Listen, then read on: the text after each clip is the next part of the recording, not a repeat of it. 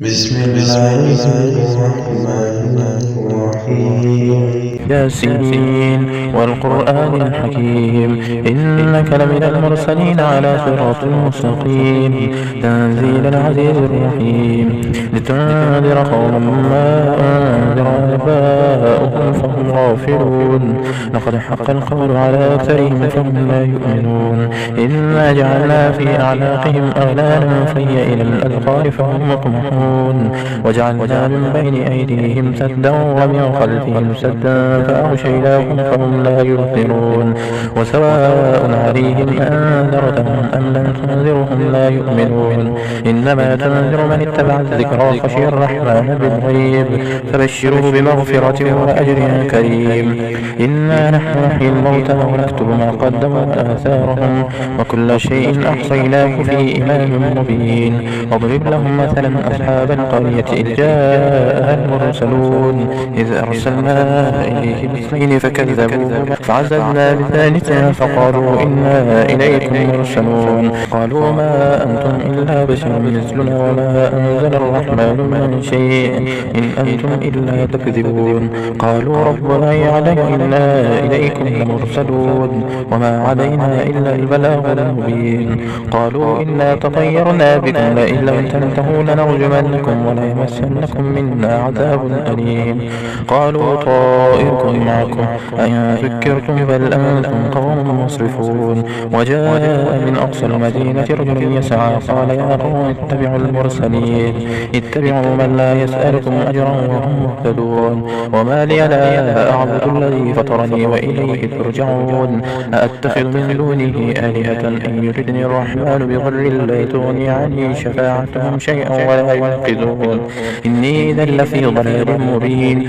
إني آمنت بربكم اسمعون قيل ادخلوا الجنة قال يا ليت قومي يعلمون بما غفر لي ربي وجعلني من المكرمين وما أنزلنا على قومه من بعده من جند من السماء وما كنا منزلين إن كانت إلا صيحة واحدة فإذا هم خامدون يا حسرة على العباد ما يأتيهم من رسول إلا كانوا به يستهزئون ألم يروا كم أهلكنا قبلهم من القرون أنهم إليهم لا يرجعون وإن كل لما جميع لدينا محضرون وآية لهم الأرض الميتة أحييناها وأخرجنا منها حبا فمنه يأكلون وجعلنا فيها جنات من نخيل وأعناب وفجرنا فيها من العيون ليأكلوا من ثمره وما عملته أيديهم أفلا يشكرون سبحان الذي خلق الأزواج كلها مما تنبت الأرض ومن أنفسهم ومما لا يعلمون وآية لهم الليل نسلخ منه النهار فإذا هم مسلمون والشمس تجري لمستقر لها ذلك تقدير العزيز العليم والقمر قدرناه منازل حتى عاد كالعرجون القديم لا الشمس ينبغي لها أن تدرك القمر ولا الليل سابق النهار وكل في فلك يسبحون وآية لهم أنا حملنا ذريتهم في الفلك المشحون وخلقنا لهم من مثله ما يركبون وإن نشاء نغرقهم فلا صريخ لهم ولا هم ينقذون إلا رحمة منا ومتاعا إلى حين وإذا قيل لهم اتقوا ما بين أيديكم وما خلفكم لعلكم ترحمون وما تأتيهم من آية من آيات ربهم إلا كانوا عنها معرضين وإذا قيل لهم أنفقوا مما رزقكم الله قال الذين كفروا للذين آمنوا أنتم من لو يشاء الله أطعمه إن أنتم إلا في ضلال مبين ويقولون متى هذا الوعد إن كنتم صادقين ما ينظرون إلا صيحة واحدة تأخذهم وهم يخصمون فلا يستطيعون توصية ولا إلى أهلهم يرجعون ونفخ في الصور فإذا هم من الأجداث إلى ربهم ينسلون قالوا يا ويلنا من بعثنا من مرقدنا هذا ما وعد الرحمن وصدق المرسلون إن كانت إلا صيحة واحدة فإذا هم جميع لدينا محضرون فاليوم لا تظلم نفس شيئا ولا تجزون إلا ما كنتم تعملون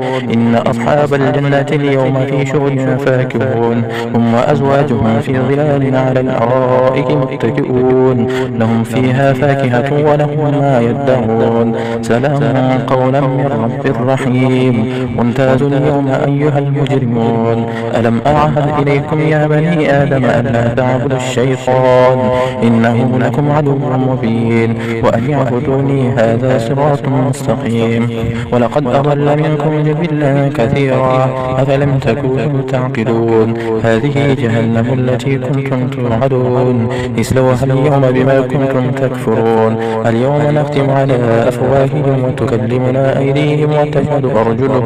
وتشهد أرجلهم بما كانوا يكسبون ولو نشاء لطمسنا على أعينهم فاستبقوا الصراط فأنى يبصرون ولو نشاء لمسخناهم على مكانتهم فما استطاعوا مضيا ولا يرجعون ومن نعمره نكسه في الخلق أفلا يعقلون وما علمناه الشعر وما ينبغي له إن هو إلا ذكر وقرآن مبين لينذر من كان حيا ويحق القول على الكافرين